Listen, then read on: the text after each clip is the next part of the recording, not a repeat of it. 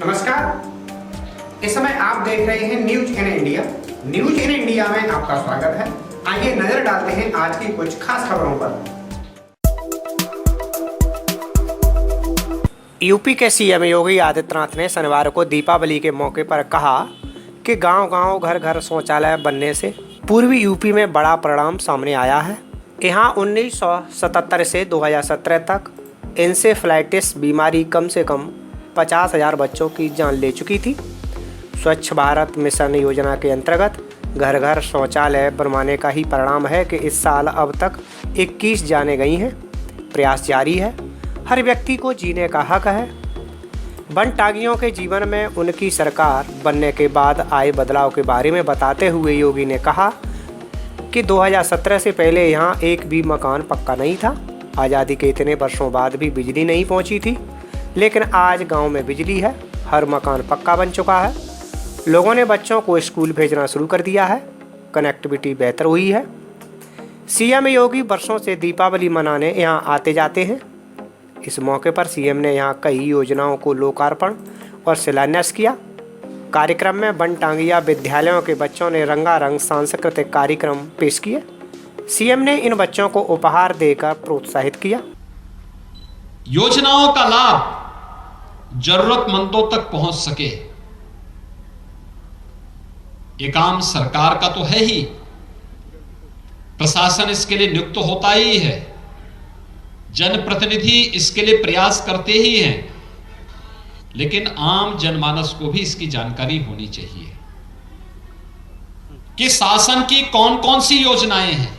अक्सर होता है हम शासन की योजनाओं को तब जानने का प्रयास करते हैं जब हमारी स्वयं की जरूरत होती है, लेकिन हम एक लोकतांत्रिक समाज में रहते हैं और लोकतांत्रिक समाज में रहने के नाते हमारी जिम्मेदारी बनती है कि हम इन योजनाओं की पूरी जानकारी रखें और जानकारी रखने के साथ हम इस बात को तय करें कि समाज में कोई भी व्यक्ति वंचित न रहने पाए। आज बहुत सारी योजनाएं चल रही हैं, केंद्र की भी और प्रदेश सरकार की भी, और जितनी योजनाएं बनी, इन योजनाओं में भेद किसी के साथ नहीं, कोई भेदभाव किसी के साथ नहीं, न जाति के नाम पर, न मत और मजहब के नाम पर, न क्षेत्र और भाषा के नाम पर। प्रधानमंत्री मोदी जी का वो संकल्प जो उन्होंने 2014 में दिया था देश को कि सरकार न किसी की जाति देखेगी, न किसी का मत देखेगी, न किसी का मजहब देखेगी, न किसी की भाषा देखेगी, न किसी का क्षेत्र देखेगी। सरकार तो सबका साथ और सबके विकास के भाव के साथ कार्य करेगी, और सबका साथ और सबके विकास का यह भाव, हर एक को मकान मिलना, क्रम आगे पीछे हो सकता है कि अगर एक गांव में 100 गरीब हैं तो हो सकता है 50 को पहले मिल जाए, 25 को बाद में मिल जाए, 20 को बाद में मिल जाए, उसके 5 को बाद में मिल जाएगा, लेकिन मिलेगा सबको। कोई वंचित नहीं रहने पाएगा। हर एक घर में शौचालय बन जाए, योजना का लाभ मिलेगा सबको। हर एक घर में बिजली मिल जाए, योजना का लाभ मिलेगा सबको। हर एक योजना का लाभ प्रत्येक नागरिक तक पहुंचे, हम इसका प्रयास हर एक स्तर पर समाज के जागरूक नागरिकों को भी करना चाहिए। नहीं तो कोई सोचता था कि प्रधानमंत्री आवास योजना चलेगी, लोगों ने अपने अपने नाम पे तो योजनाएं चलाई, लेकिन जनता के लिए सर्वस्वीकार्य कोई योजना चले तो आवास योजना में उस योजना का नाम हो सकता है प्रधानमंत्री आवास योजना, जिसमें किसी के साथ कोई भेदभाव नहीं, पिक एंड चूज भी नहीं, कोई भेद भी नहीं। अगर कोई चाहेगा कि मैं इसको दूं, इसको नहीं दूं, तो वो नहीं कर पाएगा, क्योंकि वो सूची पहले से तैयार है और उस सूची के अनुसार एक एक करके सभी को योजना का लाभ उपलब्ध करवाना है। ऐसे ही शौचालय की योजना कोई सोच सकता था उत्तर प्रदेश जैसे राज्य में इन योजनाओं का लाभ इन गरीबों को मिल सके, जिनके एजेंडे में गरीब नहीं था, किसान नहीं था, नौजवान नहीं था, महिलाएं नहीं थी, उन लोगों ने योजनाओं में रुचि भी नहीं ली। स्वच्छ भारत मिशन 2 अक्टूबर 2014 से प्रारंभ होता है और 2 अक्टूबर 2014 से प्रारंभ होने के बाद पहले 2.5 वर्ष के दौरान प्रदेश के अंदर कुल 43 लाख गरीबों के ही शौचालय बन पाए। अगले 2.5 वर्ष के अंदर हमें 2 करोड़ 61 लाख लोगों के शौचालय बनाने थे। कैसे बनेगा? हम लोगों ने इसको मिशन मोड में लिया और अगले 2.5 वर्ष के अंदर 2 करोड़ 61 लाख गरीबों को एक शौचालय देने का कार्य प्रदेश के अंदर प्रदेश सरकार ने किया और आज हर गांव में आपको शौचालय देख सकते हैं, हर गरीब के घर में। और इसने पूर्वी उत्तर प्रदेश में तो इस योजना ने व्यापक परिवर्तन लाया है। इंसेफ्लाइटिस से आप में से बहुत सारे लोग मेरे साथ उस आंदोलन के साक्षी रहे जब हमने बड़े बड़े आंदोलन गोरखपुर में किए, कभी पद यात्राएं की, कभी कई दिनों तक धरने चले, कहीं पर बहुत बड़े बड़े आंदोलन यहां पर इंसेफ्लाइटिस के खिलाफ हुए। और उस आंदोलन में आप देखते रहे होंगे, हम आंदोलन इसलिए करते थे क्योंकि यहां गरीब का बच्चा मरता था, यहां किसान का बच्चा इंसेफ्लाइटिस का शिकार बनता था। हम लोगों ने कहा किसी बच्चे को मरने नहीं देंगे। 1977 से लेकर के 2017 तक इन 40 वर्षों में पूर्वी उत्तर प्रदेश में कम से कम 50,000 बच्चों की असमय मौत हुई थी इंसेफ्लाइटिस से, और हर वर्ष 500 से लेकर 1500 मौतें होती थी। स्वच्छ भारत मिशन ने जब हर घर में शौचालय बन गए, आज उसका परिणाम क्या है? जहां हर वर्ष 1977 से 2017 तक हर वर्ष 500 से लेके 500, 600, 700, 800, कभी 1000, कभी 1200, कभी 1500 मौतें होती थी। इस वर्ष मौत के आंकड़ों को हम न्यूनतम स्तर पर ला दे, कुल 21 मौतें हुई हैं और आने वाले समय में 21 मौत भी नहीं होगी। इसी व्यवस्था के साथ सरकार ने अपनी कार्य योजना तैयार की है। हर एक को जीने का अधिकार है। समाज की व्यवस्था में सम्मानजनक ढंग से शासन की योजनाओं को उन तक पहुंचाना और उन्हें भी जीवन के समान अवसर, जीने के अवसर उपलब्ध कराना, ये शासन, प्रशासन और समाज के जागरूक नागरिकों का पूरा दायित्व है। और उसी दायित्व का निर्वहन करने के लिए आज मैं आपके बीच यहां पर उपस्थित हुआ हूं। बिजली, आप अनुमान करिए, ये बनटांगिया गांव में 1947 से लेकर 2017 तक बिजली नहीं पहुंची थी, एक भी पक्का मकान नहीं था। जब मैं राम गणेश जी के घर में हम जाते थे तो उनकी झोपड़ी में हम लोगों को बैठना पड़ता था। लेकिन आज मैं ऊपर से देख रहा था, हर एक का पक्का मकान बन चुका है। मैं पक्का मकान बनाने के लिए आप सबको बधाई देता हूं। हमने प्रधानमंत्री आवास योजना का लाभ भी दिया, मुख्यमंत्री आवास योजना का भी लाभ दिया। कुछ लोगों ने अपने परिश्रम और अपने पुरुषार्थ से भी अपना मकान बनाया, बच्चों को स्कूल भेजना प्रारंभ कर दिया। लगातार कुछ न कुछ परिवर्तन हुए, कनेक्टिविटी बेहतर हुई, जो बचा था उसका शिलान्यास हो गया है और आने वाले समय जो बचेगा वह भी होगा, कोई भी वंचित नहीं रहेगा। लेकिन जरूरतमंदों तक इन योजनाओं का लाभ पहुंचाना ही वास्तविक दिवाली है।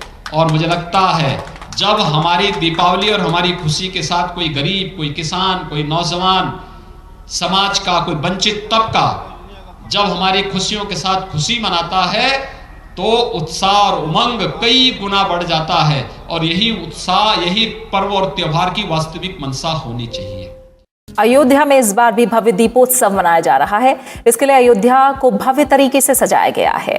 दीपोत्सव के अवसर पर राम की नगरी में 24 घाटों पर 5,51,000 से ज्यादा दीप प्रज्वलित किए गए। दियों की रोशनी से सरयू नदी के साथ श्री राम जन्मभूमि, कनक भवन, राम की पौड़ी और हनुमानगढ़ी सहित सभी मंदिरों में दिए प्रज्वलित किए गए। इस बार यहां 12 से 14 नवंबर तक दीपोत्सव का आयोजन किया जा रहा है।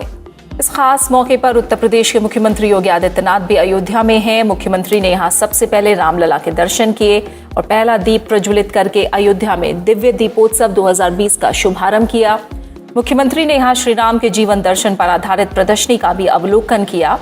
वहीं एक कार्यक्रम को संबोधित करते हुए योगी आदित्यनाथ ने कहा कि आज असंख्य राम भक्तों की बहुप्रतीक्षित साधना को पूरा होने की पावन बेला है। 492 वर्ष बाद श्री राम की जन्मभूमि अनगिनत दीपों से जगमगा रही है। उन्होंने कहा कि दिव्य दीपोत्सव से अयोध्या राममय हो गई है। इससे पहले अयोध्या में भगवान राम के जीवन पर आधारित 11 रथों को एक साथ निकाला गया। इन रथों पर भगवान राम के जीवन पर आधारित अलग अलग तरह की प्रदर्शनी लगाई गई है। साथ ही सरयू नदी के तट पर भव्य पेंटिंग की गई है। देशवासियों को और पूरी दुनिया के अंदर भारत भक्तों को जो वर्षों से तमन्ना थी और जीवन के लिए जिन्होंने अपना पूरा जीवन समर्पित कर दिया था, कई पीढ़ियां खप गई, मिट गई और सबके मन में एक ही तमन्ना थी कि हम अपने आराध्य भगवान श्री राम के भव्य मंदिर के निर्माण कार्य को अपनी आंखों से एक बार देख लेते तो हमारा जन्म और जीवन धन्य हो जाता। वह कार्य प्रधानमंत्री मोदी जी के कारण आज सफल हुआ है। पूर्व मुख्यमंत्री और समाजवादी पार्टी के राष्ट्रीय अध्यक्ष अखिलेश यादव ने 2022 में प्रस्तावित उत्तर प्रदेश विधानसभा चुनावों के मद्देनज़र बड़ा ऐलान किया। उन्होंने कहा कि सपा अब किसी बड़े दल के साथ गठजोड़ नहीं करेगी, बल्कि छोटे दलों से तालमेल किया जाएगा। दीपावली के मौके पर इटावा में पत्रकारों से बातचीत करते हुए उन्होंने ये ऐलान किया। चुनावों से पहले कांग्रेस फिर बसपा से गठबंधन का प्रयोग कर चुके हैं। उनके ये दोनों प्रयोग असफल हुए। दीपावली पर कुनबे की एकजुटता की दिशा में एक कदम आगे बढ़ाया है। अखिलेश ने प्रगतिशील समाजवादी पार्टी के अध्यक्ष और अपने चाचा शिवपाल यादव के लिए 2022 के विधानसभा चुनाव में जसवंत नगर की सीट छोड़ने और सरकार बनने पर उन्हें कैबिनेट मंत्री बनाने का ऐलान किया। प्रेस वार्ता में अखिलेश के इस ऐलान को शिवपाल की ओर से पूर्व में सपा से गठजोड़ की संभावनाओं पर दिए गए बयानों के जवाब के तौर पर देखा जा रहा है। इटावा लाइन सफारी की तारीफ करते हुए अखिलेश यादव ने कहा, ये तो सरकार को मुनाफा देती है, इसके बावजूद इसे बंद रखा है, सिर्फ इसलिए कि कहीं सपा की तारीफ न हो जाए। उन्होंने कहा, यदि 2022 में सपा की सरकार बनी तो सफारी में सुरक्षा के इंतजाम करके साइकिल चलाने वालों और टहलने वालों को भी इजाज़त दी जाएगी। इटावा का विकास समाजवादियों ने नहीं रुकने दिया। इटावा का विकास अगर किसी ने रोका है तो विरोधी पार्टियों ने रोका है। मैं उदाहरण के लिए कह सकता हूं, इटावा की लाइन सफारी कभी किसी ने सोचा नहीं होगा कि ऐसी भी कोई एनिमल सफारी और लाइन सफारी बन सकती है। आज न केवल उत्तर प्रदेश की पहचान है, जिस समय इटावा के शेर उसके अंदर आ जाएंगे, इटावा के बब्बर शेर जो बना है उनका जोन उसमें आ जाएंगे, तो न केवल उत्तर प्रदेश बल्कि देश की सबसे शानदार और सबसे अच्छी लाइन सफारी दिखाई देगी। लाइन सफारी आपके सामने उदाहरण है।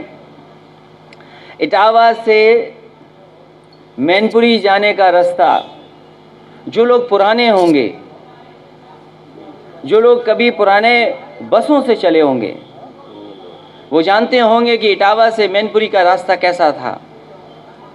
जो लोग इटावा से मैनपुरी बस से जाते होंगे उन्हें पता होगा कि अंग्रेज़ों के ज़माने का लोहे का एक पुल था। अगर दूसरी तरफ से कोई बस या गाड़ी आ जाए तो उसको रुकना पड़ता था। ये समाजवादियों की देन है कि आज रुकना नहीं पड़ता है। 2 बस इधर से निकल जाएं, 2 बस उधर से आ जाएं, इतने चौड़े ब्रिज बन गई और सड़क भी वैसी बन गई है। रोजगार की दृष्टि से मदर डेयरी का प्लांट जो नेताजी ने शुरू किया था और समाजवादी पिछली सरकार में पूरा हो गया। आज मुझे खुशी है इस बात की कि बहुजन समाज पार्टी के और कांग्रेस के और अन्य दल से छोड़ करके जो समाजवादी पार्टी में शामिल हुए हैं, हमारी पार्टी की ताकत बढ़ेगी। और आज जो हमारी दाईं तरफ बैठे हैं बहुत सारे साथी हैं, परिचय भी हुआ है, ये समाजवादी साथी बहुत महत्वपूर्ण नेता जो सामने बैठे हैं उनसे भी परिचय हुआ है। हमें उम्मीद है कि हम सब मिल कर के एक साथ खड़े होकर के समाजवादी पार्टी को इटावा में बहुत ऐतिहासिक जीत दिलाएंगे।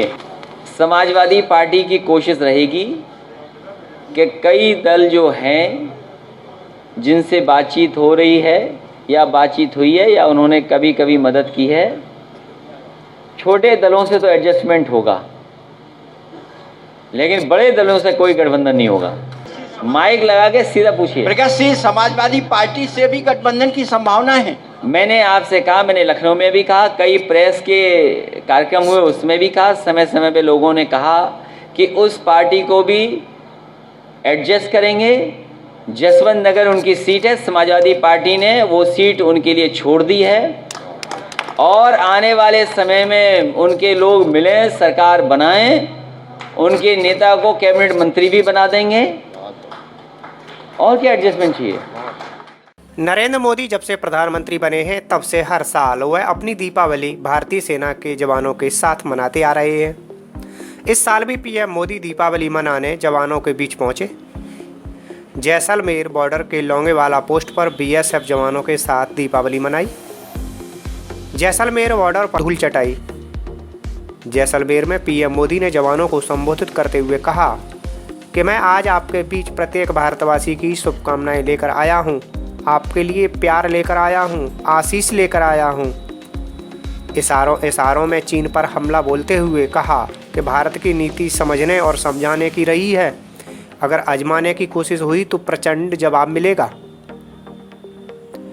पीएम मोदी ने कहा कि आप भले ही बर्फीली पहाड़ियों पर रहे हों या रेगिस्तान में, मेरी दीपावली आपके बीच आकर ही पूरी होती है। आपके चेहरों की रौनक देखता हूं तो मुझे भी दोगुनी खुशी होती है। हिमालय की बुलंदियां हो, रेगिस्तान का विस्तार हो, घने जंगल हो या फिर समंदर की गहराई, हर चुनौती पर हमेशा आपकी वीरता भारी पड़ी है। आपके इसी शौर्य को नमन करते हुए आज भारत के 130 करोड़ देशवासी आपके साथ मजबूती से खड़े हैं। उन्होंने कहा कि दुनिया की कोई भी ताकत हमारे वीर जवानों को देश की सीमा की सुरक्षा करने से रोक नहीं सकती। दुनिया का इतिहास हमें ये बताता है कि केवल वही राष्ट्र सुरक्षित हैं, वही राष्ट्र आगे बढ़े हैं जिनके भीतर आक्रांताओं का मुकाबला करने की क्षमता थी। भारत का ये रुतबा, ये कद आपकी शक्ति और आपके पराक्रम कारण ही है। आपने देश को सुरक्षित किया है, इसलिए आज भारत वैश्विक मंचों पर प्रमुखता से अपनी बात रखता है। मुरादाबाद आगरा राजमार्ग पर धनारी और भकरौली के बीच दो बाइकों की आमने सामने से दो जोरदार भिड़ंत में दोनों बाइकों पर सवार 3 युवक घायल हो गए। थाना क्षेत्र के गांव कला निवासी सुलेमान और नजाकत अली बवराला से वापस आ रहे थे। भकरौली के दुर्गा फिलिंग स्टेशन के पास दिनेश ने बाइक से कार को ओवरटेक करना चाहा। उसी समय सुलेमान की बाइक से जोरदार भिड़ंत हो गई। टक्कर इतनी जबरदस्त थी कि दोनों बाइकों पर सवार 3 लोग बाइकों सहित उछलकर दूर जा गिरे। घायलों को उपचार के लिए एम्बुलेंस से सीएससी गुन्नौर भेजा, जहां चिकित्सकों ने घायलों की हालत देखते हुए हायर सेंटर अलीगढ़ रेफर कर दिया। उधर राजमार्ग पर 2 बाइकों की भिड़ंत के बाद वाहनों की लंबी लंबी कतारें दोनों ओर से लग गईं। थाना पुलिस एम्बुलेंस के पहुंचने के बाद पुलिस ने बाइकों को बीच राजमार्ग से हटाकर यातायात को सुचारू कराया। करीब 20 मिनट तक राजमार्ग बंद रहने से वाहनों की लंबी लंबी कतारें लग गई थी। बुलंदशहर के खुर्जा थाना क्षेत्र में प्रतिबंध के बावजूद पटाखे बेच रहे एक व्यवसायी की दुकान पर पुलिस ने अचानक छापा मारा। इसका वीडियो सोशल मीडिया पर खूब वायरल हो रहा है, जिसमें पुलिस पटाखा कारोबारी से हाथापाई करके उसे हिरासत में लेती नजर आ रही है। वहीं कारोबारी की मासूम बेटी लगातार पुलिस के आगे गिड़गिड़ाती और गाड़ी पर सिर पटकती दिखाई दे रही है। वह पहले तो पिता के खिलाफ कार्रवाई नहीं करने की पुलिस से गुहार लगाती है, फिर देर तक सिर पटक पटक कर रोती रही, लेकिन पुलिस को उस समय तरस नहीं आया। घटना का वीडियो देखकर लोगों में गुस्सा भी भड़क उठा। लोग वीडियो शेयर करते हुए सरकार पर हमला कर रहे हैं और सरकार पर आरोप लगा रहे हैं कि पहले पटाखों के लिए लाइसेंस जारी किया जाता है उसके बाद जब विक्रेता अपनी सारी जमा पूंजी लगाकर पटाखे खरीद लेते हैं तो बिक्री पर प्रतिबंध लगा दिया जाता है। दरअसल ये मामला खुर्जा कोतवाली के ग्राम मुड़ाखेड़ा चौराहे का है। यहाँ पुलिस को पटाखा बिक्री की सूचना मिली थी, जिसके बाद कार्रवाई करने गई टीम के साथ दुकानदारों की नोकझोंक हो गई। एक दुकानदार को पुलिस ने हिरासत में ले लिया। यह देखकर दुकानदार की बेटी पुलिस वाहन पर सिर पटकती रही, लेकिन पुलिस ने उसकी एक ना सुनी और उसके पिता को हिरासत में ले लिया। गिरफ्तार किए गए पटाखा विक्रेता के मामले में सीएम योगी आदित्यनाथ ने खुद संज्ञान लिया। सीएम योगी के आदेश के बाद दुकानदार को छोड़ दिया गया। इसके साथ ही सीएम योगी पटाखा विक्रेता के मासूम बच्चों को सीनियर अफसरों के हाथों दिवाली का गिफ्ट और मिठाई भिजवाई। साथ ही आरोपी पुलिसकर्मियों के खिलाफ कार्रवाई का भी आदेश दिया है। मेरे संज्ञान में आया कि ऐसा एक प्रकरण हो गया है आज शाम को कि वहाँ पे संज्ञान में आया था कि कुछ आतिशबाजी की लोगों ने अपनी एक टेम्परेरी दुकान खोल के आतिशबाजी बेचने की कोशिश कर रहे थे, जिसके ऊपर क्योंकि अभी एनजीटी की गाइडलाइंस आई हैं, आदेश आए हैं और सीपीसीबी का भी आदेश आया है कि इस साल दिल्ली एनसीआर एरिया में आतिशबाजी बैन रहेगी।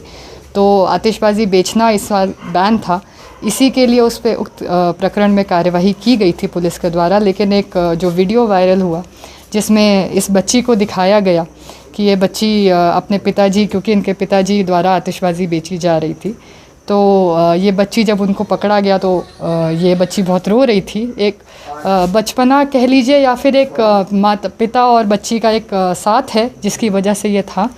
तो क्योंकि बहुत ही हृदयात्मक चीज़ थी, बहुत इमोशनल मोमेंट था, तो हमें भी ये लगा कि हमें कम से कम आज के दिन कोई उदास नहीं रहना चाहिए। स्पेशली जैसा अभी आपको सीओ साहब ने भी बताया कि किसी बच्चे के अंदर ये कोई नकारात्मक भाव प्रशासन और पुलिस के लिए ना रहे कि ऐसा उनके साथ कुछ गलत हुआ। इसी के लिए हमने सोचा कि आज हम लोग क्योंकि गश्त पे निकले ही हुए थे सब कानून व्यवस्था बनाए रखने के लिए, तो क्यों ना आज बच्ची के साथ दिवाली मनाई जाए।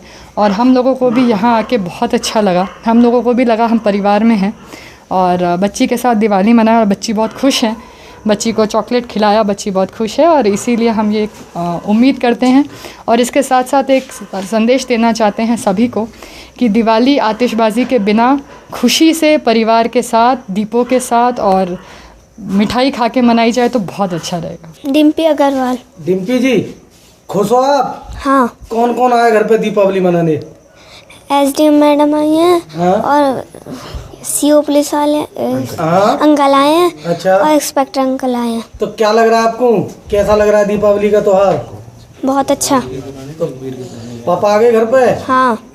आपने बेटा आपने पुलिस ने कुछ कहा था? नहीं। देखिए, आज खुर्जा नगर क्षेत्र में मुंडाखेड़ा रोड पर एक शिकायत मिली थी कि कुछ लोग आतिशबाजी बेच रहे हैं। इस सूचना पर वहां पुलिस पहुंची थी, कुछ लोगों को हिरासत में लिया था, पटाखों को जब्त किया था उनके, और जो आवश्यक कार्रवाई थी नियमानुसार करने की उस कार्रवाई को किया गया था।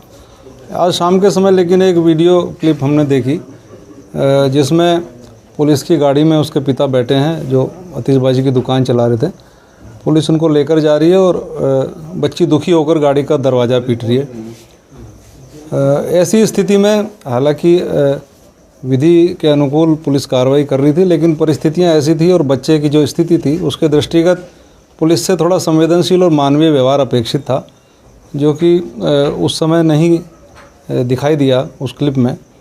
इस पर हमें भी कष्ट हुआ, उच्चाधिकारियों ने नाराज़गी प्रकट की और एसएसपी साहब ने जो मुख्य आरक्षी हैं उस क्षेत्र के, जो उस समय मौजूद थे, क्लिप में दिखाई दे रहे हैं, इस कृत्य के लिए उनको लाइन हाजिर भी कर दिया है। ये सब प्रक्रिया थी, लेकिन एसडीएम साहब और हमें ये महसूस हुआ कि बच्चे का मन क्योंकि कोमल होता है, हालांकि उसके पिता को कोई गंभीर अपराध नहीं था, कुछ देर बाद ही थाने से जमानत देकर छोड़ दिया गया था, लेकिन बच्चे का मन कोमल होता है, कहीं पुलिस के प्रति कोई नकारात्मक भाव उसके अंदर ना रह जाए, पुलिस की छवि उसके दिमाग में ऐसी ना बनी रह जाए कि पुलिस बहुत सख्त होती है, व्यवहार अमानवीय होता है। तो हमने निर्णय लिया कि हम ही बच्चे के साथ कुछ चलते हैं उपहार लेकर, उसी के साथ त्यौहार मनाते हैं।